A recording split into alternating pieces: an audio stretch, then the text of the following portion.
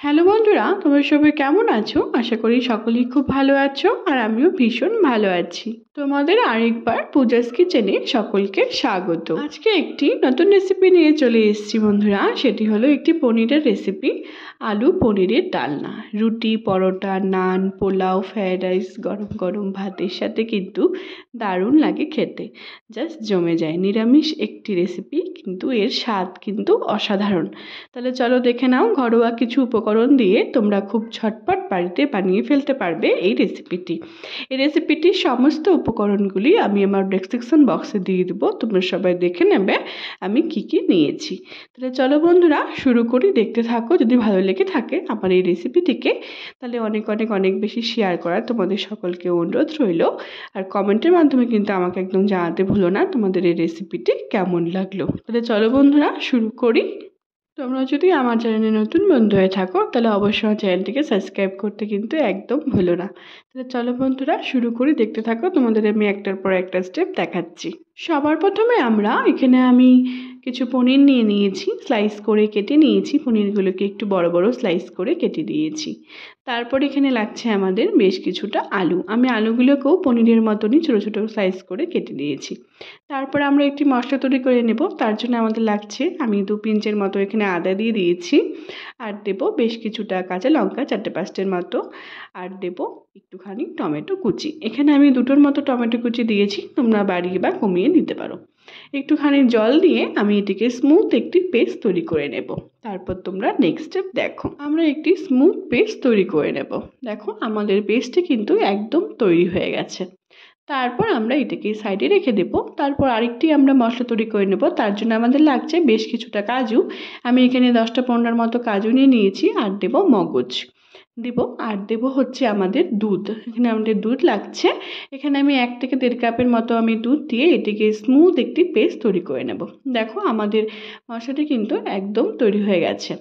তারপর আমরা গ্যাসে একটি কড়াই বসিয়ে দিয়েছি। এখানে পরিমাণ মতো আমি সর্ষের তেল দিয়ে দিব, মাস্টার্ড অয়েল দিয়ে ভালো মতো করে যখন আমাদের তেলটি গরম হয়ে আসবে বন্ধুরা, তখন যে আমরা পনিরটিকে কেটে রেখেছিলাম সেটিকে ভেজে নেব। এখানে একটুখানি নুন দিয়ে নেব। নুনটি দিলে কিন্তু আমাদের পনির অনেক সময় কড়াইয়ে লেগে যাওয়ার ভয় থাকে, এটি দিলে কিন্তু সেটি লাগবে না। এটি একটি টিপস বলতে পারো এই রেসিপির। তারপর আমরা পনিরটিকে একটু লালটে লালটে করে গোল্ডেন ব্রাউন করে ভেজে আমি তুলে নেব।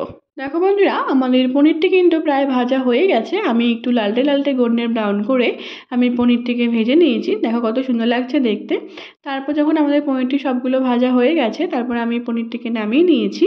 তারপর আমরা আরেকটি গ্যাসে আমি একটুখানি গরম জল বসিয়ে দিয়েছি। এর মধ্যে দেবো পরিমাণ মতো একটুখানি নুন দিয়ে জলটিকে গরম করে নেব।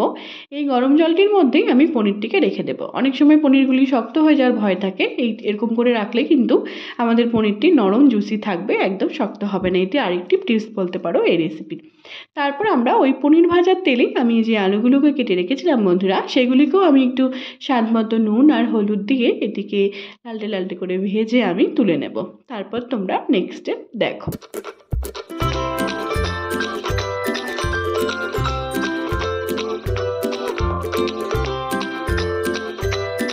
দেখো বন্ধুরা আমাদের আলুগুলো কিন্তু খুব সুন্দর করে লাল করে গোল্ডেন ব্রাউন করে ভাজা হয়ে গেছে। আমি সবগুলো আলুকে নামিয়ে নিয়েছি।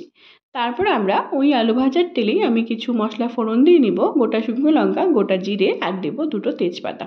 ফোড়ন দিয়ে একটু নাড়াচাড়া করে নেওয়ার পর আমি এখানে 4টে এলাচ দিয়ে দিব, জাস্ট ফ্লেভারের জন্য, গন্ধটি সুন্দর আসবে এই এলাচটি দিলে। তারপর দেবো ছোটো এলাচ।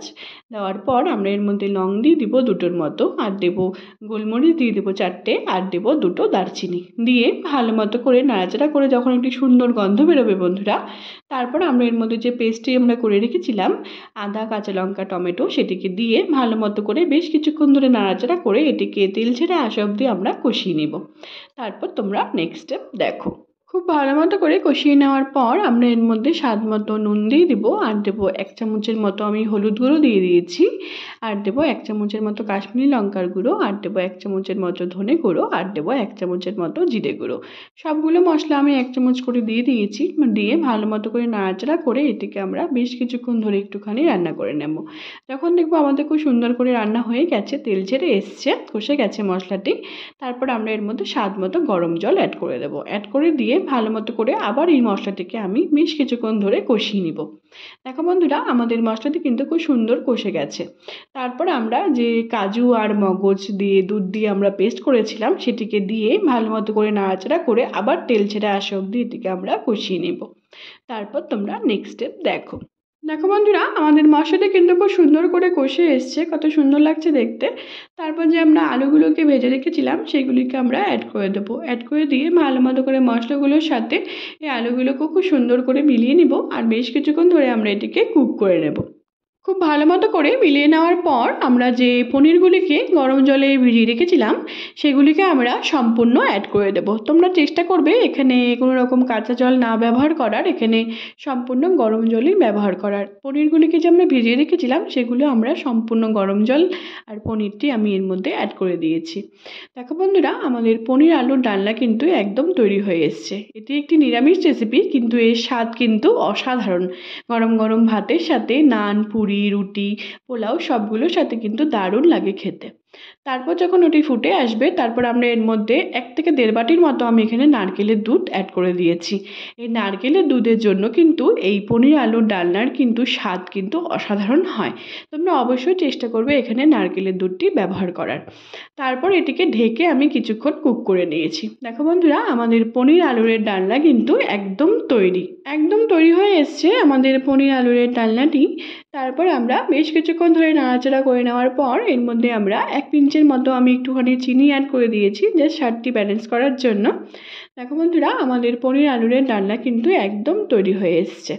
কত সুন্দর লাগছে দেখতে। তোমরা অবশ্যই বাড়িতে একবার ট্রাই করে আমাকে জানাবে তোমাদের এই নিরামিষ পনির আলুরের ডালনার পনিরের রেসিপিটি কেমন লাগলো। সবশেষে আমরা এর মধ্যে একটুখানি গরম মশলা গুঁড়ো অ্যাড করে দেবো। তোমরা 1 পিঞ্চের মতো এখানে গরম মশলার গুঁড়ো অ্যাড করবে, বেশি কিন্তু একদম অ্যাড করো না।